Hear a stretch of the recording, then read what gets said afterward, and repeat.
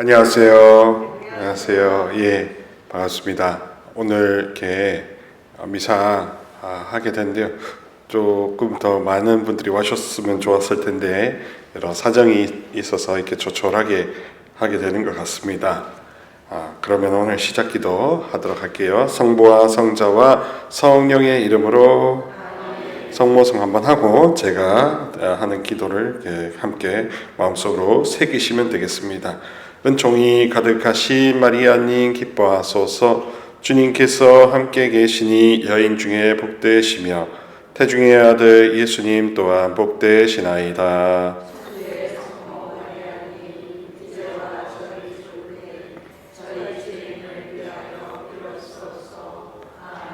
네, 반갑습니다. 오늘 여러분들과 나눌 주제는, 그러니까 제가 석 달 3월, 5월, 6월에 할 수 있다고 우리 파트리슈 수사님한테 이야기해서요, 영혼 육의 치유에 대해서 접근하려고 합니다. 오늘은 가장 앞서는 영적 치유에 대해서 다룰 거고요, 5월 달에는 내적 치유, 혼의 치유, 심적 치유에 대해서 말씀드리고, 제일 마지막인 6월 달에는 육의 치유, 용서에 대해서 알려드리도록 하겠습니다. 오늘 다룰 주제인 영적 치유를 어떻게 표현하냐 하면 이렇습니다. 외로움에서 새로움으로 건너간다. 외로움에서 새로움으로 건너간다 하는 것이 바로 영적 치유인 겁니다. 왜 그렇게 제가 표현했냐 하면 그렇습니다. 불교와 그리스도교를 1대1로 비교하면요, 이 고통에 대한 관점부터가 다릅니다. 불교는 고통 자체를 소멸하고 타파해야 될 대상으로 보지만, 우리 그리스도교는 고통이 왜 왔냐 하면 외롭기 때문에 왔다고 보고요, 혼자 있기 때문에 왔다고 보고요, 하느님과 떨어져 있기 때문에 외로워졌다고 보고, 관계 개선, 관계 회복을 그 치유책으로 두기 때문에 그렇습니다. 그래서 하느님 아버지로부터 삼위일체 하느님으로부터 성모님의 중재에 힘입어 우리에게 하늘의 힘, 곧 신성이 다시 초자연적으로 허락될 때 우리의 눈과 귀와 우리가 생각해 왔던 바, 우리가 학습해 왔던 바가 전복되기 때문에, 내가 믿고 내가 생각해 왔던 것이 180도 뒤집어지기 때문에, 그래서 새롭다라고 하고, 바로 그 새로워지는 것이 예수님을 믿는 목표이기 때문에 그렇습니다. 그래서 고난을 통해서 새로움으로 옮아가는, 전이해 가는 것이 바로 그리스도교의 특징이라고 하기 때문에 그렇습니다. 그럼 거꾸로 말하면 왜 안 되는가? 왜 영적 치유가 안 되는가 할 때, 여기서도 역시 불교와 그리스도교의 해법이 다릅니다. 불교에서는 네가 집착하니까, 네가 네 자신이라는 망상에 집착하니까 괴로움이 생기고 문제가 생긴다 하면서 탓을 누구한테 돌려요? 자기 자신한테 돌립니다. 자기 자신으로부터 발심해서 모든 문제의 귀소를 자기 자신한테 돌립니다. 그러므로 해서 내가 없다, 나라고 상정하는 모든 개념과 모든 것이 다 허구다 함으로써 나라는 것을 다 와해시키고 없애버림으로써 외로움도 아무것도 없는 공의 상태가 된다고 하는 것이 해법인 것이죠. 그러나 그리스도교는 그런 나는 있다 하는 이 실체의 존재를 인정하기 때문에 결코 나에게 탓을 돌리면 된다, 안 된다? 안 되는 겁니다. 그러나 우리 한국 사회 안에서, 동양 사상 안에서는 모든 것을 나에게 탓을 돌리는 게 익숙할까요? 안 익숙할까요? 익숙해요. 얼만큼? 그러지 않은 적이 없을 만큼. 그러니 이 예수님을 믿는 이 초자연적인 종교 안에서도 모든 탓을 누구한테 돌린다? 나한테 돌리는 겁니다. 그렇게 우리가 속고 그렇게 우리가 학습을 받았다. 심지어 성당 안에서도 누구 탓으로 돌려요? 내 탓으로 돌리는 겁니다. 그러면서 같이 불교처럼 나는 없다, 나를 비워야 된다, 나를 죽여야 된다라는 쪽으로만 몰아갔던 것이죠. 그래서 옛날부터 교리적으로도 그렇고 성경이 탄생한 고대 근동 이집트나 바빌로니아, 페르시아 제국에서도 그렇고 고대 근동의 종교에서는 누구를 상정했냐면요, 사탄을 상정했습니다. 그래서 사탄에 대한 고찰이 곧 하느님에 대한 고찰로 이어져 있어요. 왜냐하면 사탄에 대한 고찰은 곧 모든 사람의 괴로움과 외로움과 한마디로 말하면 모든 병과 파괴의 원인 제공자가 누구냐 할 때 사탄이라는 것을 상정하는 이런 유일신 종교에서는 사탄한테 온팡 뒤집어 씌우는 것이 마땅하고, 그러므로 인해서 우리가 믿는 신은 절대 선이다, 절대 선이다라는 논리를 교리화했던 것입니다. 그런데 만약에 우리 여러분들도 그렇고 이 가톨릭 교회도 역시 유일신 종교의 한 교단으로서 예수님을 믿는데 야훼 아버지를 사랑하는데 성령님을 사랑하고 그의 베피리오 그의 어머니이신 예수님의 성모님을 진짜 높이 사랑하는 데 있어서 원수, 사탄, 악마를 상정하지 않으면 답이 있을까요? 없을까요? 답이 없어요. 그런 분들은 어떻게 합니까? 자기를 탓합니다. 마귀를 탓해야 되는데 자기를 탓합니다. 그러면서 어떻게 돼요? 내가 더 억울해지는 거죠. 더 우울해지고 더 답답해집니다. 그러므로 역발상으로 영적 치유에서는 여러분들 자기를 탓하는 것 자체가 사탄의 작용이라고 보시는 게 맞습니다. 하느님 아버지의 시선을 상상해 보시면 내가 이런 집안에서 이런 관계 안에서 조금 모자라게 약하게 태어났다는 것이 하등에 문제가 없거든요. 근데 그 하등에 문제가 없다는 것을 누가 문제시하냐면 내가 문제시하기 때문에. 근데 그때도 조차도 이 나를 온통 패키지로 다 묶어서 불교에 말하듯이 그런 나는 없다, 판타지다 하면서 다 일괄 폐지하는 전략으로 가지 않습니다. 그리스도교는 그 나 안에서도 참나, 거짓나를 구분한 다음에 사탄에 물들었거나 부정적인 것에 오염된 나는 잠시 퇴장해 주시고 본래의 나가 더 융기할 수 있도록, 본래의 내 모습이 융기할 수 있도록, 발현할 수 있도록 돕는 게 그게 제대로다 하는 거죠.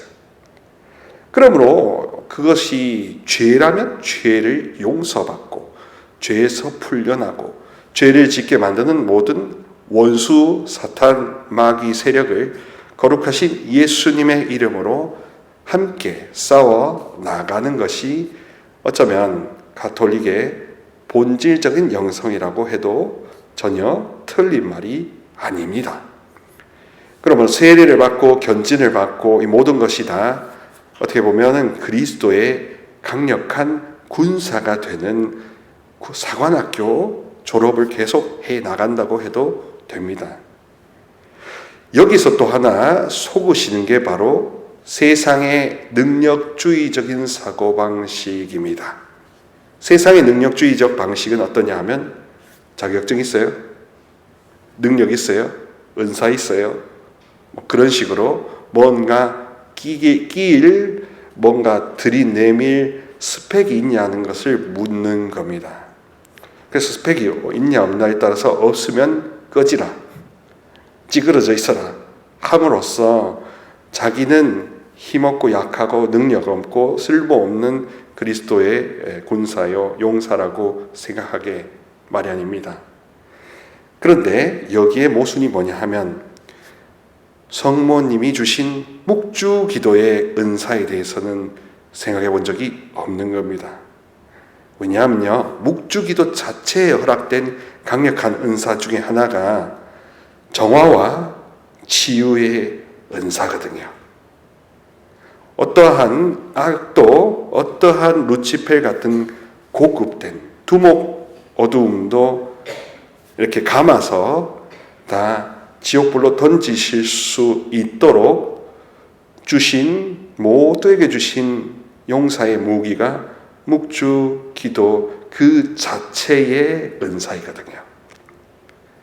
그러므로 묵주 기도 자체에 있는 은사를 통해서 묵주 기도 자체에 허락되어 있는 성부로부터 허락되어 있고 성모님께서도 친히 그렇게 여러 차례 말씀해 주셨던 묵주 기도 그 자체의 은사를 믿는다면 굳이 우리가 묵주 기도의 여러 지향들을 둘 필요가 없어집니다. 그것이 무엇인지를 몰랐기 때문에 우리가 우리의 바람, 우리의 희망을 자꾸 거기에다가 실어 두었던 것이죠. 근데 그것이 실현되면 다행이지만 실현되지 않았을 때는 굉장히 실망하고 힘들어했던 것이 사실인 것입니다. 자, 그러므로 사실 세례를 받고 견진성사를 받은 모든 가톨릭 남녀 노소의 교우들은 묵주를 들고 기도할 수 있다면 사실 영적 치유에 다 나설 수가 있는 것입니다. 그리고 영적 치유를 방해하는 곧 영적 질병, 영적 어두움을 막 우리의 동의와 상관없이 막대하는 저 원수 세력들에게도 묵주의 힘은 그 자체로서 엄청나게 강력하다는 것이지요. 그래서 묵주 기도를 하다가 묵주를 놔두고 성경을 읽는다든가 묵주를 하다가 다른 무언가로 기도로 올라가려는 유혹을 줍니다. 묵주 기도를 하려고 하다가 다른 걸 하는 게 또 뭐 괜찮겠지 하는 유혹부터 심어준다고 보셔도 됩니다. 그러니 다른 어떠한 기도나 다른 어떤 영적 활동들을 하시려고 할 때는 묵주를 다 마친 다음에 하도록 하는 게 또 하나의 지혜로운 분별이라고 말씀드리고 싶습니다.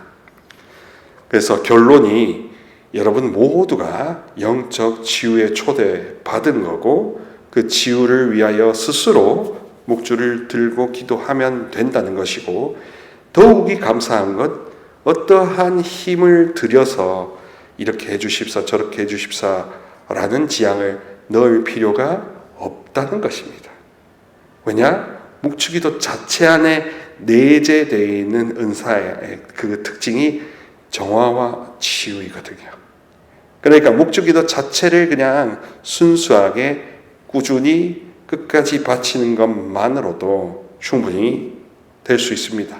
또한 거기에서 하나의 팁이란 건 타인을 위해서 바쳤던 묵주기도를 이제 여러분 개인을 위해서 바치라는 겁니다.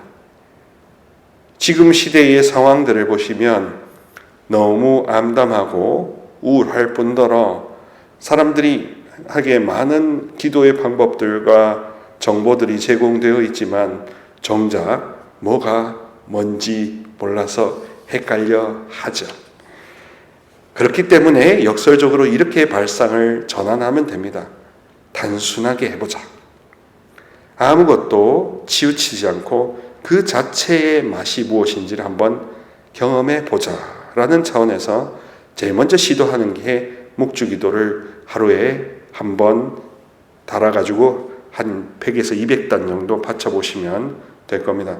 권장량은 한 200단, 한 10시간, 11시간 정도 해보시면 좋으리라 생각됩니다. 이 모든 것들이 하여튼 영적 치유에 도움이 되고요. 그 영적 치유에 그러면은 반대되는 영적 바이러스들은 사탄이라고 원수라고 했죠. 오늘 여러분들께 알려드릴 것은 그 바이러스의 대표적인 12가지 종류에 대해서 좀 이야기해드리고자 합니다. 검색하다 보니까 어떤 블로그에 이런 게 나와 있어서 이거는 개연성이 있다고 생각돼서 좀 알려드리고자 합니다. 첫 번째로 가장 힘센 원수 사탄의 모습 중에 하나가 바로 분노의 영입니다. 곧 질투의 영이라고 하겠습니다. 자, 그리고 여러분들 하나 전제로 하셔야 되는 것이 원수 사탄에게 빠져들내는 학력의 고학력이라고 안 빠져들고 저학력이라고 빠져드는 게 아닙니다. 여지없이 인간이기 때문에 다 걸려 넘어질 수 있고 저도 여기에 빠져들 수 있기 때문에 더 깨어있되어서 목줄을 붙잡으라 하는 것이 결론이라는 것을 이해하시면 좋겠습니다. 첫 번째가 분노의 영입니다. 분노의 영은 일단 화를 잘 내죠. 화를 너무 잘 냅니다. 또 상대를 잘 믿지 않아요. 그리고 복수와 뭔가 자꾸 꿍꿍이가 많아서 꼬롬합니다.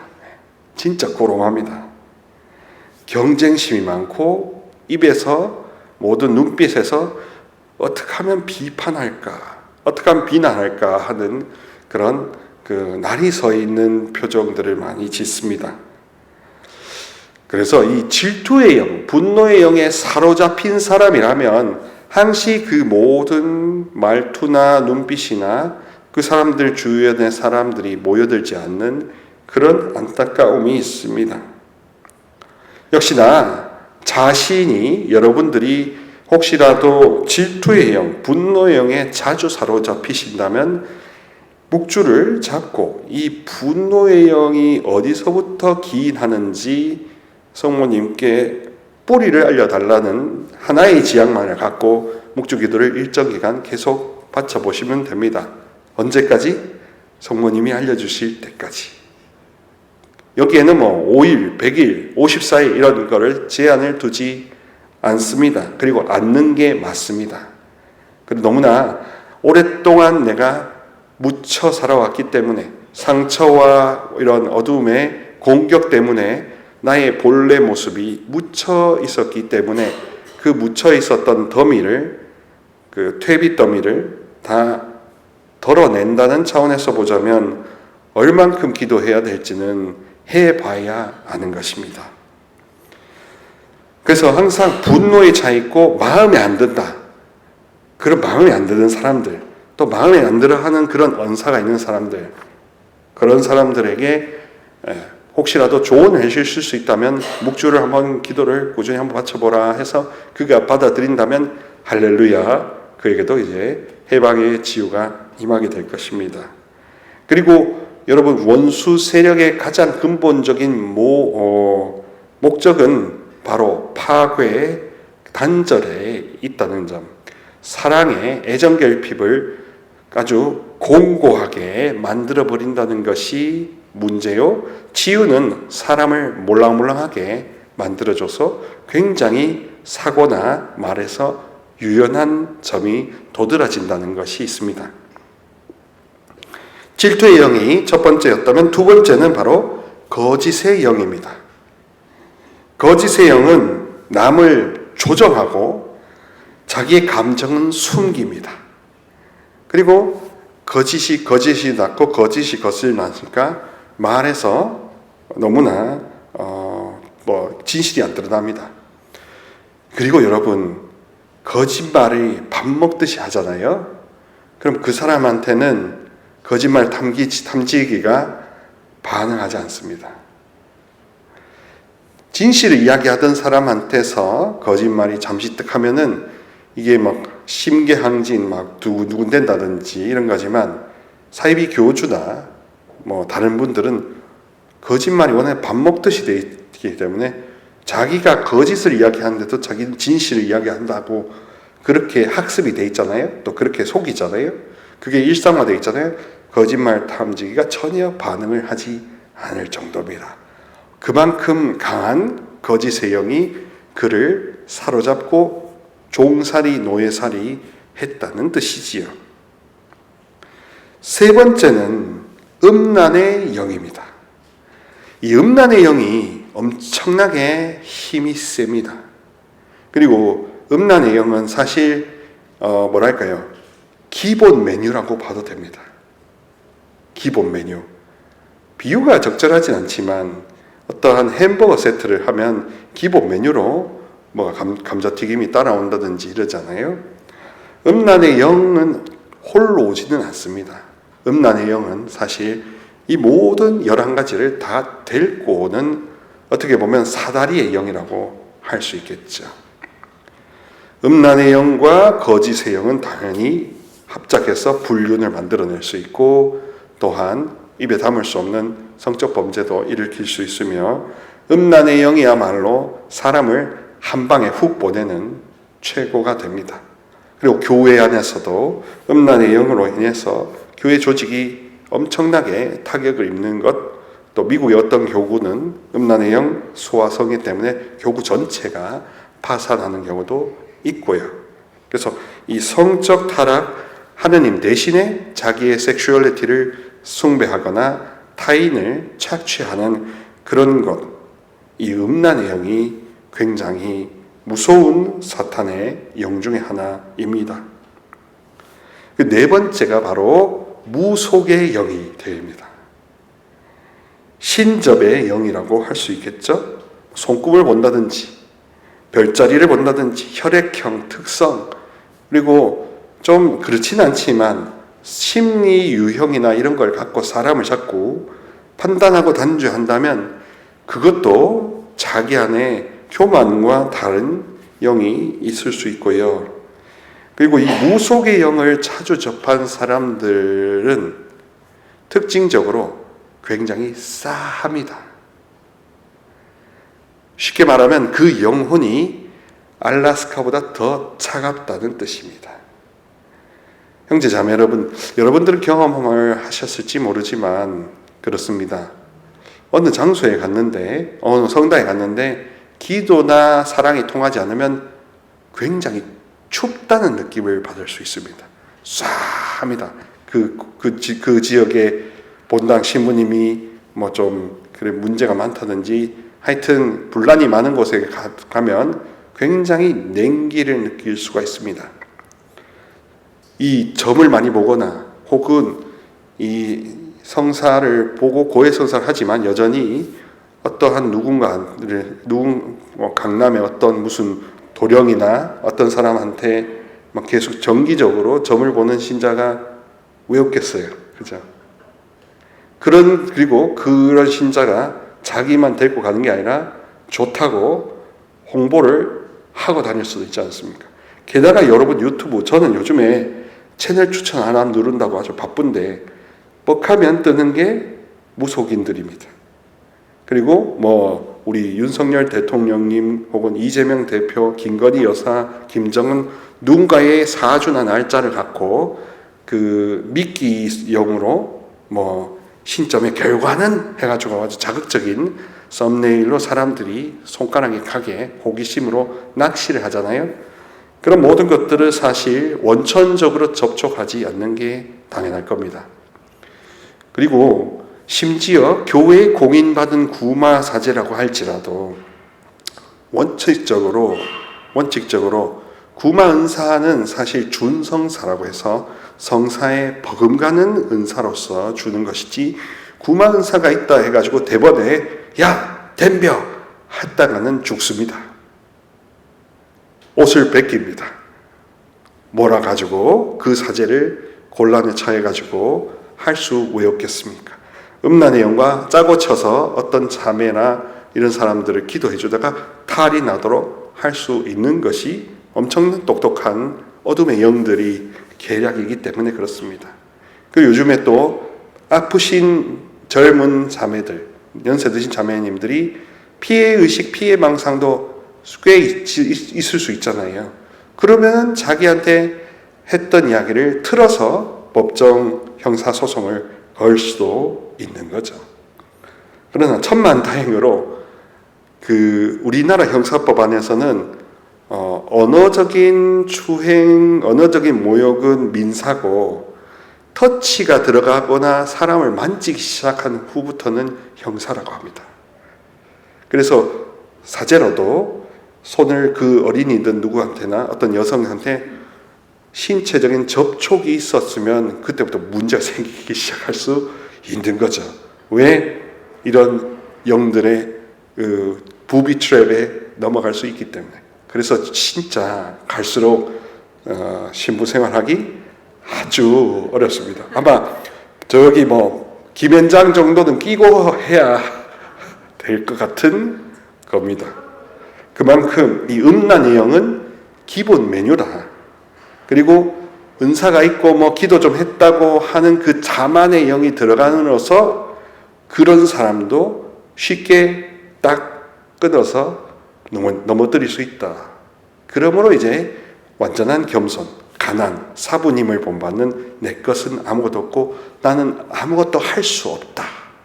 이 무기력을 고백하는 게, 무력함을 고백하는 게 정말 자기를 단죄해서 무력하다 하는 것이 아니라 오히려 핵펀치를 주기 위해서 역설적으로 나는 가난하고 나한테 능력이 없고 나한테 힘이 없다 하는 겁니다.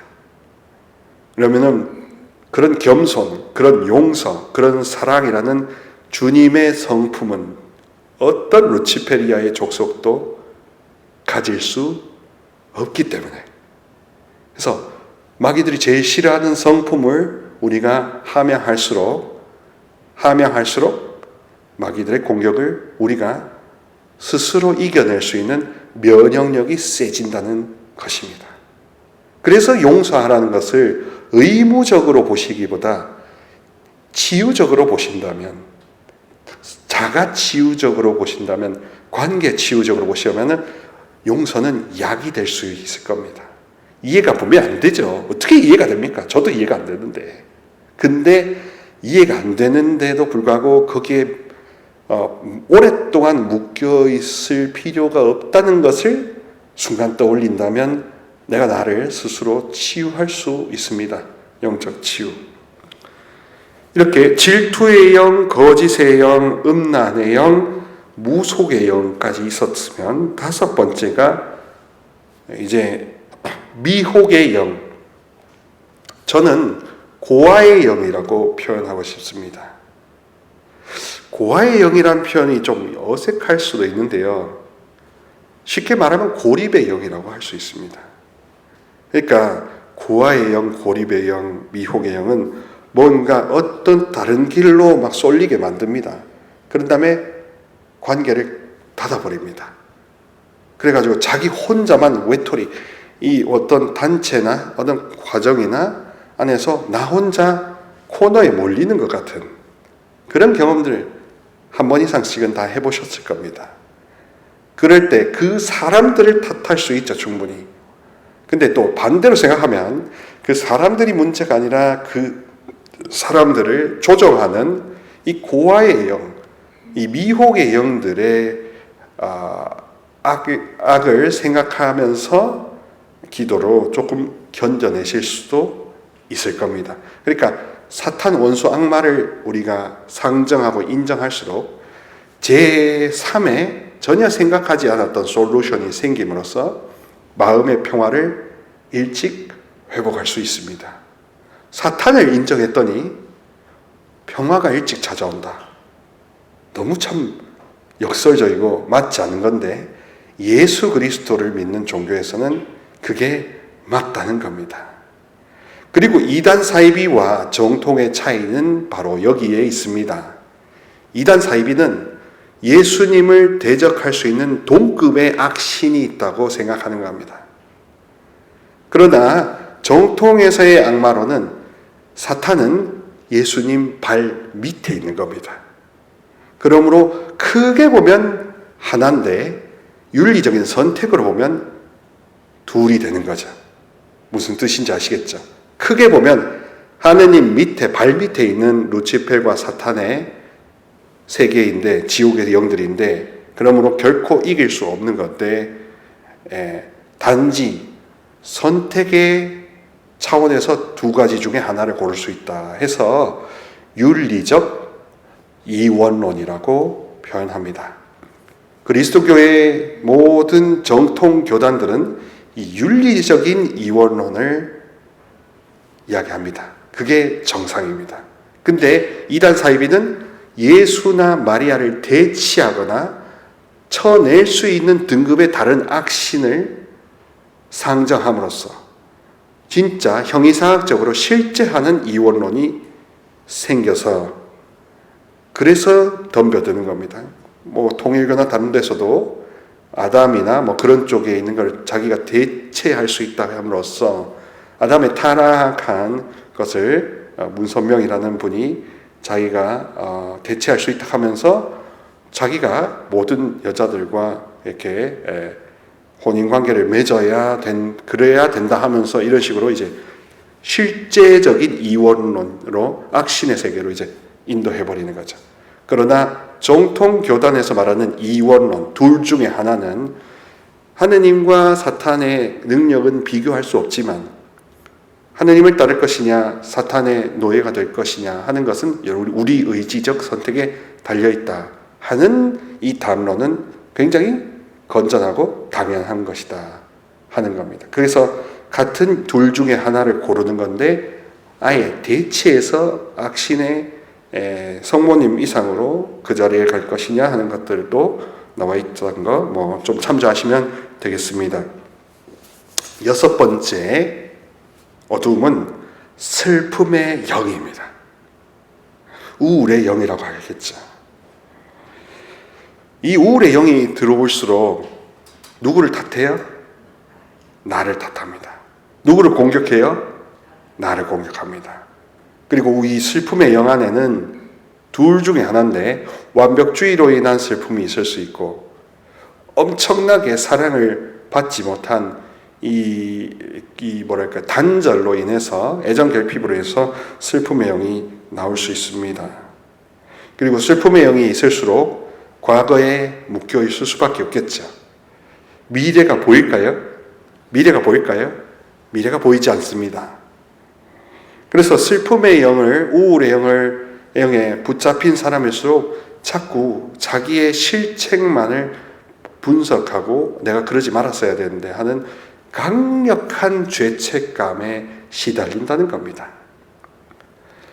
따라서 형제자매 여러분, 어떤 종류의 경하거나 중하거나 죄책감은요, 마귀의 작용이라고 해도 과언이 아닙니다. 죄책감은 이런 영적 치유에 관심이 없는 일반 신부님들한테 물어봐도 죄책감은 하나님 뜻이 아니다 라고 자신 있게 이야기하게 되어 있습니다.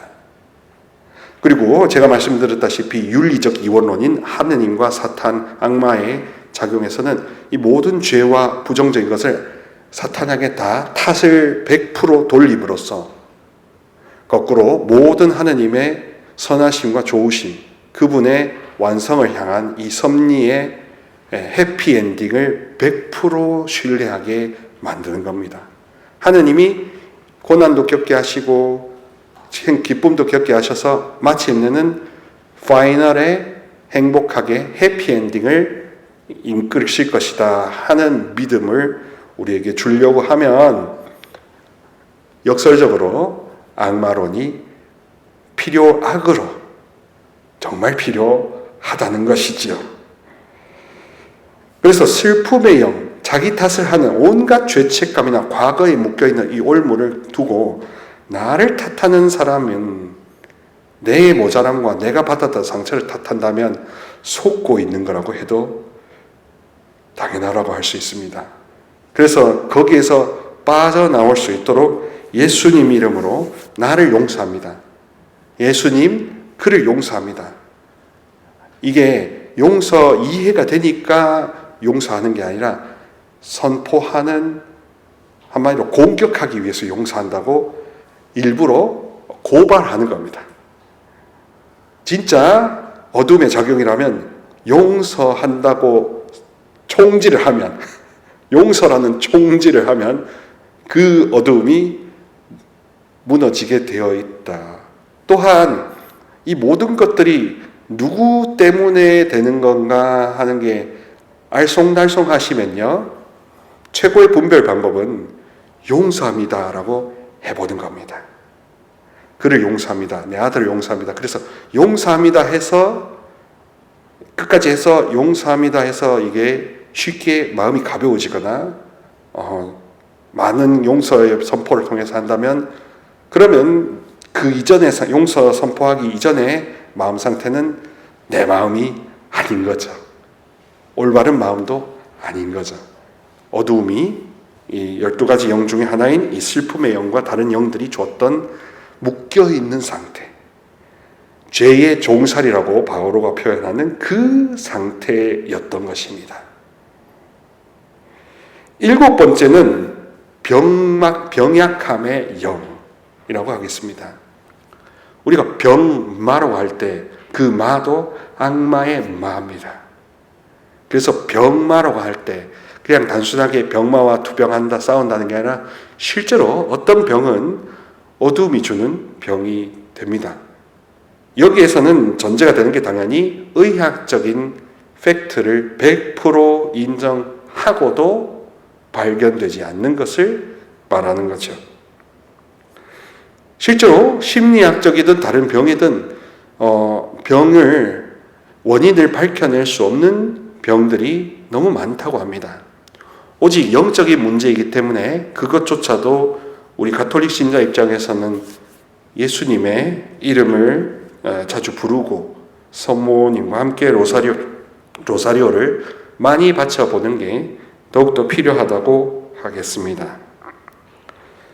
자, 8번째는 바로 귀머거리의 영이라고 하겠습니다. 다른 말로 하면 자살의 영. 정신분열을 하거나 말을 안 듣거나 자살 충동이 일어나는 것. 자살 충동이 일어나는 것도 이 영적 치유나 또 이런 구마 세계에서는 당연히 악의 작용이라고 하죠.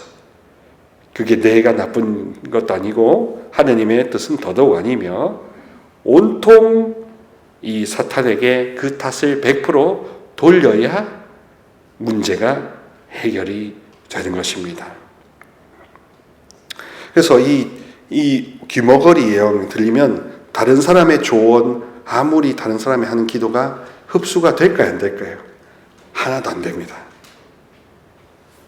그런 정도의 어둠에 사로잡히면 다른 사람이 아무리 기도해줘도 그 기도의 효과가 흡수가 되지 않아요. 자기 자신이 이 영이 있음을 간파하고 쫓아내지 않으면 아무 소용이 없습니다. 형제 자매 여러분, 이 모든 어둠의 영들을 쫓아내는 비결은 바로 은사에 있지 않습니다. 여러분 믿음에 있습니다. 각자의 믿음에 힘이 있다는 겁니다. 왜? 여러분들이 만약에 설령 누군가가 힘이 센, 은사가 좋은 사람이 기도나 안수나 뭘 해줘서 해방되었다고 칩시다. 그러면 해방되어서 풀려난 상태는 아직 면역이 회복되지 않은 약한 상태이겠죠? 약한 상태에 다시 병이 왜 안 걸리겠습니까? 다시 왜 어두움이 7마리나 70마리가 더 들어와서 더 세게 묶을 수 있다는 것 우리 가늠할 수 있잖아요. 그래서 여러분들의 묵주기도나 여러분들의 싸움을 통해서 스스로 체급과 체력과 면역력이 향상되는 시간이 필요한 겁니다. 그 시간이 필요한 그 다음에 나가면 그 사람은 그만큼 세져 있는 거죠. 누군가 갑자기 외부의 개입을 통해서 풀어준다면 아직 면역력이 회복될 시간이 더 있어야 되는데 더 빠르게 다시 잠식이 된다는 거죠. 그러므로 은사로 인하여 어떤 특정한 은사에 인하여 치유가 된다는 것은 아니고, 굳이 은사를 이야기하면 제가 말씀드렸다시피 묵주기도의 자체에 허락된 주님의 은사, 성모님의 은혜, 은사에 의해서는 된다는 거고요.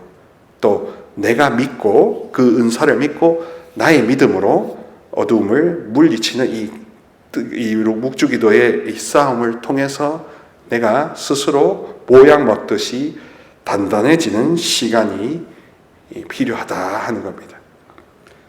그래서 옛날에는 사람들의 은사가 많이 없었을 때는 그야말로 퇴마구마한다고 막 안수하고 기도하고 했지만, 지금 은사가 많아진 이 시점에서는 역설적으로 은사에 의존하지 않고 그 사람의 믿음에 더 방점을 두며, 더 나아가서는 그 사람이 어떤 성품을 담기를 원하는가 하는데 초점을 맞추면 절대로 여러분 낭패를 보지 않으십니다. 왜냐하면 이 우리 가톨릭 안에서도 미혹의 영, 무속의 영을 살짝 같이 끼고 있는 사람들이 왜 없겠습니까? 섞어찌개도 아닌데 섞어찌개를 끓이고 있습니다. 그런 분들이 있어요. 또 그런 분들도 자기 탓이 아니라 상처가 많고 부모님으로부터 많은 영향을 받고 선대로부터 신자가 아니었을 때 받았던 그런 영향 때문에 내가 묶여 있다는 것이죠. 또한 가계 치유와 이 관계 치유의 big difference, 최고의 차이점은 이렇습니다. 교회가 가계 치유를 왜 금지시켰냐 하면 가계 치유의 원리는 바로 소급 적용이었기 때문입니다. 무속이나 유교처럼 조상에게다가 소급 적용함으로써 나에게 자연스럽게 그 인과가 닿는다는 그런 논리 때문에 조상을 위해서, 묶여있다는 그 조상을 위해서 엄청난 미사일물과 기도를 바치도록 종용했던 거죠. 가스라이팅을 했던 겁니다. 그러나 복음에서도 말하고 영적주의에서 말하는 것은 내가 그런 설령 동일한 아픔을 갖고 있더라 하더라도 조상이나 혈통의 원인 소급을 하는 것이 아니라 바로 지금 이 순간 발을 딛고 있는 내 믿음에다가 원인을 둔다라고 보는 것이 다른 것입니다. 그래서 지금 이 순간 내가 예수님과 성모님과 어떠한 이 관계를 맺고 있냐에 방점을 두고 진단을 함으로써 방향이 많이 달라지는 거죠. 그리고 우리가 오점인 것이 바로 가계 치유에서는 웃긴 게 고조다 8대조까지 소급 적용합니다. 근데 더 나아가 보면 사실 그 8대조가 묶이기 이전에 신앙의 계보로 보면 아담의 원죄가 있고 예수님의 순환과 파스카가 있어서 사실 큰 관점에서 보면 그렇게 8대조나 10대조한테 소급 적용하는 것 자체가 미혹의 영인 거죠. 예수님의 그 파스카 순환의 메가 파워를 믿지 않으면 그 엄청난 은혜, 은총, 성령이 나에게 작동하시라고 청해보지 않은 사람한테는 그런 미혹의 영에 쌓인 사람들이 8대조, 6대조, 고조한테 있는 것을 네가 대신 기워 갚아야 된다는 이런 터무니없는 미혹의 영의 이야기를 하면 먹힐 수밖에 없는 겁니다. 그 영에 잡아먹히게 되는 거죠. 그러나 실상 보면 어떻게 되겠습니까? 관계치유인 겁니다. 내가 지금 나의 친어머니나 할머니로부터 받았는 이 애정결핍의 문제는 내 문제인 거죠. 그리고 어떻게 송하냐? 내 믿음과 나의 기도로 돌파할 수 있다. 그런 거죠. 그리고 아까도 말씀드렸다시피 여기서도 나의 중요성이 불교에서는 나의 중요치 않은, 나에게 비중을 두지 않는 다른 동양 사상과 다르게 그리스도교는 나라는 것에 대한 비중이 어마무시하게 무겁고 중요하다 하는 핵심적인 차이가 있다는 겁니다. 그래서 가계치유 차원에서도 가계치유라는 표현이 왜 금지되고 왜 원리되냐면 그 안에는 미혹의 영과 예수님의 십자가 부활 이런 것들에 대한 믿음을 가리니까, 어둡게 만드니까 되는 것이고, 그럼에도 불구하고 우리가 문제를 갖고 있는 그 문제의 어떤 이 문제의 특징줄 가운데 가족 관계에서 주고받았던 그런 어두움의 그림자를 소멸하거나 제거하려고 하면 가계치유적인 접근이 아니라 관계치유적인 접근으로 지금 나의 믿음이, 나의 기도가 지금 작용하는가, 그 예수 그리스도의 엄청난 생명력이 성령과 마리아를 통해서 나에게 작동해달라고 청해본 적이 있는가, 여기에 비밀이 숨어져 있다고 할 수 있습니다. 그게 또 하나의 전인적인 영적 치유 비밀이 되겠죠. 두려움의 영이 9번째로 등장합니다. 또 자신감 상실한 거다, 악몽을 꾸거나 자기 비하하는 두려움의 영들이 있습니다. 집에서 받은 상처, 자매님들은 딸내미라고 학대받았던 상처 등등, 이런 것들 저한테도 왕왕 토로하시는 자매님들도 계세요. 오빠나 동생들, 남아선호 사상에 의해서 피해를 입은 이 모든 두려움과 이런 것들도 있을 수 있지만 거기에 묶여 있고 그것만 생각하면 분노의 영이 막 치밀으면서 될 때 그것도 영적 치유를 받아야 하는 거가 될 겁니다. 이제 3개가 남았는데요. 10번째는 바로 중독의 영이라고 할 수 있습니다. 술, 알코올, 도박, 여러 가지 중독. 중독의 영은 사실 존재하는 것 같습니다. 우리 알코올 사목하는 우리 베르나르디노 신부님도 그렇고, 여기 쪽박에서 일하시는 우리 에드몬드 신부님도 그렇고, 왠지 모르게 홀려가지고, 그날 막걸리를 그냥 대탕 먹고, 그런 경험들을 많이 하셨다 그래요. 실컷 예비자 교리를 막 해가지고 약현 성당에 교리를 이제 세례를 받으려고 하루 직전에 술을 옴팡 먹고 세례를 놓치는 게 한두 번이 아니었거든요. 실컷 열심히 갱생하겠습니다 하면서 열심히 세례 예비자 교리를 쪽방에서 하다가 정작 부활 전야 성야 전에, 파스카 성야 전에, 그 전에 술을 왕창 먹고 사라지는 겁니다. 그래서 본당에서 전화가 오는 겁니다. 약현성당에서. 그런 경우도 저도 이렇게 봤거든요. 그러면은 아닌 게 아니라 회방자, 원수, 이 중독의 영이 있다라고, 차라리 치는 게 속 편하다 이거. 그리고 그렇기 때문에 괴롭다 하는 것도 맞고, 걔한테, 중독의 영한테 탓을 돌리는 게 오히려 제일 좋다 하는 생각을 많이 했습니다. 이것도 역시 알코올리즘 같은 경우에는 유전의 영향도 있죠. 그리고 중독에 있어서도 공동의존이라는 게 있답니다. 공동의존이라는 건 와이프나 배우자가 술을 먹게 계속 빌미 명분을 제공해 주는 거예요. 제가 고해소에서 어떤 경우를 이렇게 했었는데, 자꾸 술을 먹으니까 그 배우자께서 내가 뛰어내릴 거라고 그런 협박성 멘트를 하시는 겁니다.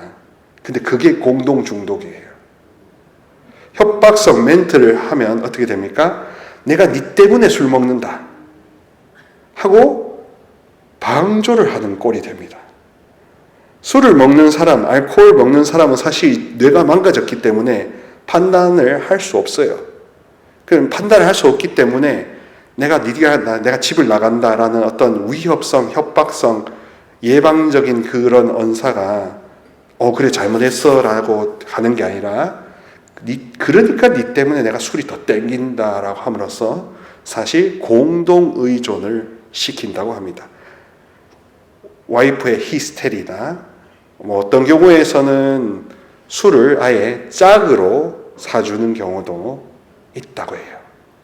그러니까 그런 식으로 사실 그러면 둘 다 알코올릭과 알코올릭 안에 둘 다 사실 엄밀히 보면 중독의 영을 몰아내는 기도가 필요한 겁니다. 그리고 또 이 중독의 영의 기저에는 외로움과 두려움의 영들이 세트 메뉴로 따라 있죠. 그렇습니다. 역시나 마리아와 예수님의 이름을 자꾸 부르고 하느님을 찬양하는 노래도 많이 부르면서 어느 정도 이겨낼 수 있고, 실제 지금 파주에 있는 우리 형제님들 가운데서는 로사리오를 그렇게 많이 바침으로써 술과 많이 좀 절제가 되면서 어떤 경우에는 막 옆에 사람을 권면하면서 잘 인도한다고 합니다. 로사리오의 힘이 이 중독에서도 역시나 큰 힘을 발휘하는 것을 실제로 파주에 우리 베르나르 신부님이 경험하고 있습니다. 11번째로는 이제 교만의 영입니다. 자기 자랑을 많이 한다든지, 내가 옳다라든지, 자꾸 가스라이트를 한다든지, 혹은 내 밑에 똘마니로 삼으려고 한다든지, 자꾸 뭔가 허락을 받게 만다든지, 그런 거죠. 슬픈 이야기지만 며칠 전에 PD수첩에서도 그런 거 보셨죠. 어떤 면직된 신부님이 그런 식으로 좀 사람들 가스라이팅하고 통제 욕구, 교만의 영으로 파괴해서 결국에는 교만의 영이 원하는 건 이거죠. 교만의 영이 원하는 건 돈입니다. 그래서 진짜인데 사이비가 될 수도 있는 거고, 사제여 수도자들 중에서도 교만의 영, 중독영에 빠져서 절제심을 잃어버릴 수 얼마든지 있습니다. 이런 교만의 영에 쌓여있는 분들은 충고를 하는 걸 좋아하지 충고를 듣기를 지독히도 싫어합니다. 됐어. 내가 알아서 할게. 좀 이런 식으로 싸움을 또 부추겨요. 이렇게 막 긁어요. 그런 사람들, 내가 오라, 자기 자랑 막 이렇게 하는 경우가 많다는 것입니다. 그래서 이 교만의 영도 만만치 않은 거죠. 그러나 어떻다고요? 성모님은 더 만만치 않으신 분이다. 로사리오의 그 자체 은사 안에 엄청난 은사가 있고요. 그리고 돈보스코 성인도 꿈을 꿨는데 꿈에서 성모님이 도와달라고 했는데 보니까 큰 마귀를 성모님이 로사리오로 이렇게 묶고 계셔서 자기가 열심히 도와줬는 그런 꿈 꿨다고 합니다. 그리고 그런 로사리오에 인한 영적 치유 구만은 얼마든지 그 누구든지 마땅히 권장해야 안 되겠습니까? 그리고 12번째 마지막은 바로 이단의 영입니다. 이단의 영에 빠지면요, 답이 없어요. 자기가 거기서 탈출할 때까지. 종교 중독의 영이 바로 이단의 영이죠. 사람들은 이렇게 생각합니다. 박사, 석사하고 검사, 변호사 하면은 왜 그렇게 똑똑한 사람이 왜 이단에 빠져 하는데 바로 이단의 영이 있기 때문에. 생각해보세요. 그런 사람들이 초등학교 졸업인 교주한테 홀립니다. 세상 이치로 보면 말이 안 되잖아요. 초등학교 졸업도 안 된 교주한테 석사, 박사, 판검사들이, 재벌들이 홀린다 이겁니다. 그러면은 논리적으로나 윤리적으로, 심리적으로 해명이 안 되죠. 바로 이단의 영이 존재한다고 말할 수밖에 없는 필연성입니다. 그래서 이단의 영들의 계급도 역시 있기 때문에 교주가 가장 세고요. 그 밑에 있는 지파장이나 무슨 분과장 같은 사람들도 계급이 만만치 않은 겁니다. 그러니까 그런 사람들 밑에 있는 그 체포조 같은 사람들이 미혹해서 한 사람을 아주 따뜻하게 막 만들어가지고 간슬게 다 빼줄 것 같이 한 다음에 그 사람 간슬게를 다 빼먹는 거죠. 그죠?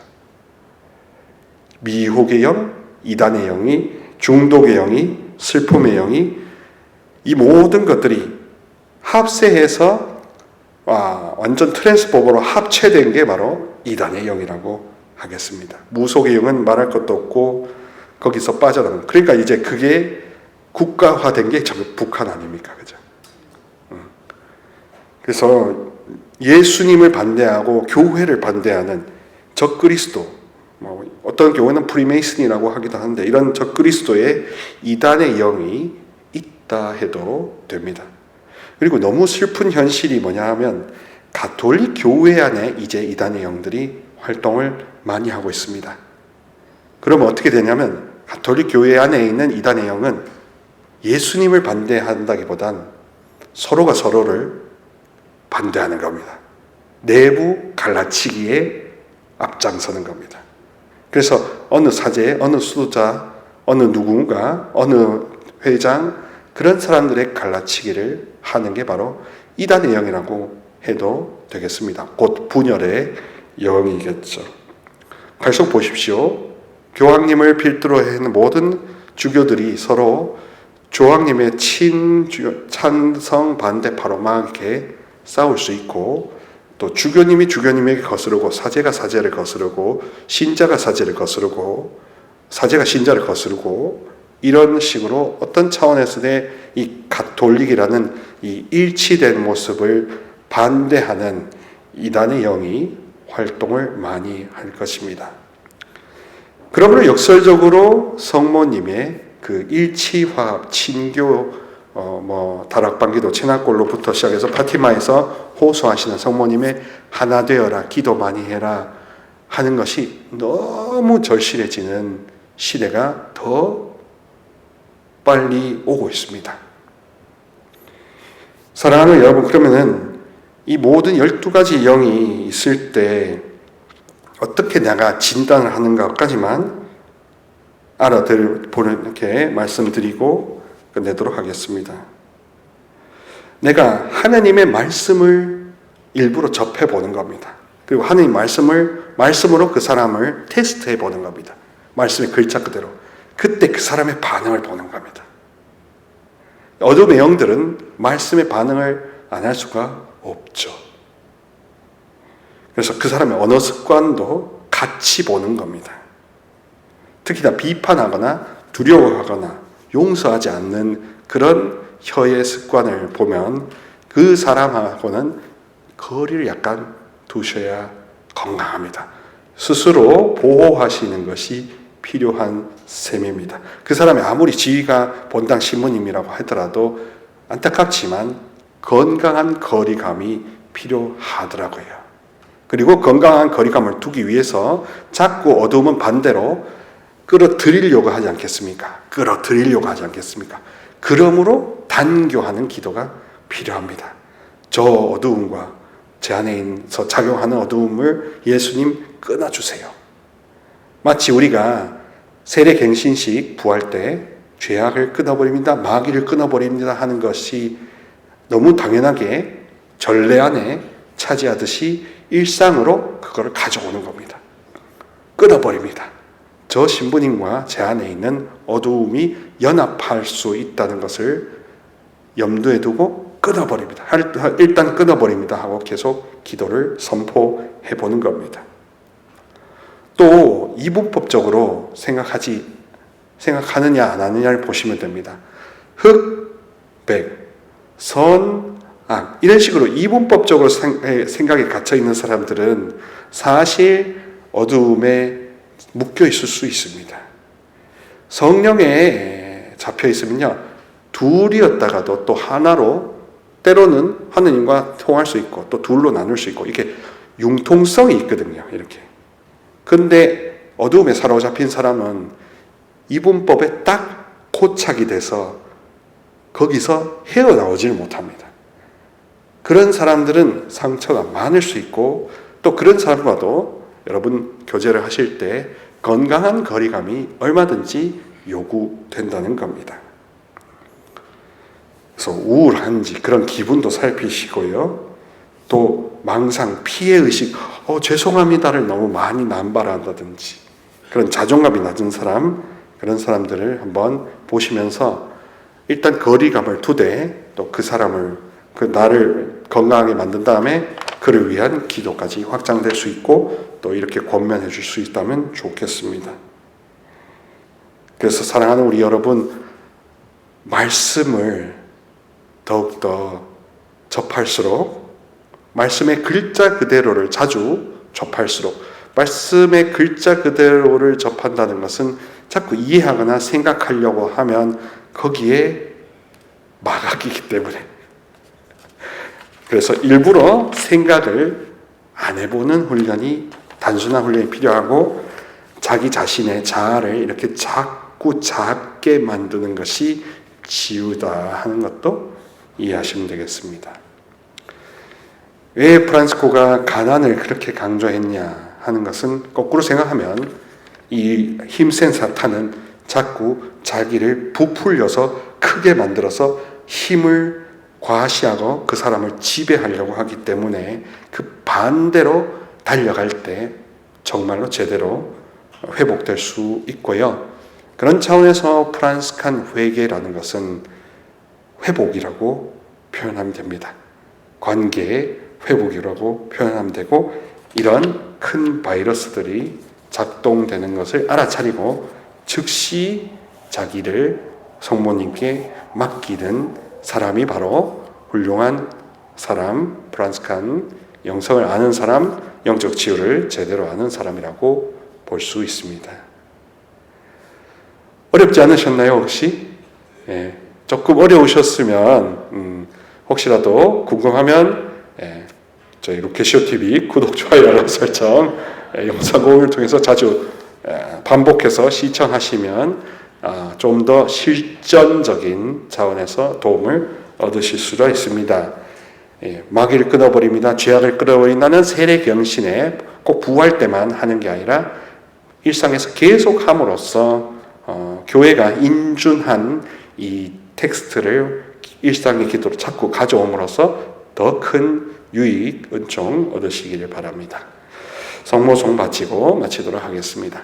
성부와 성자와 성령의 이름으로. 은총이 가득하신 마리아님 기뻐하소서. 주님께서 함께 계시니 여인 중에 복되시며 태중의 아들 예수님 또한 복되시나이다.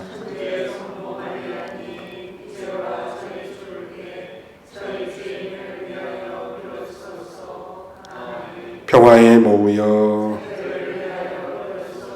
목주 기도의 어머니, 교회의 어머니, 성부와 성자와 성령의 이름으로 감사합니다.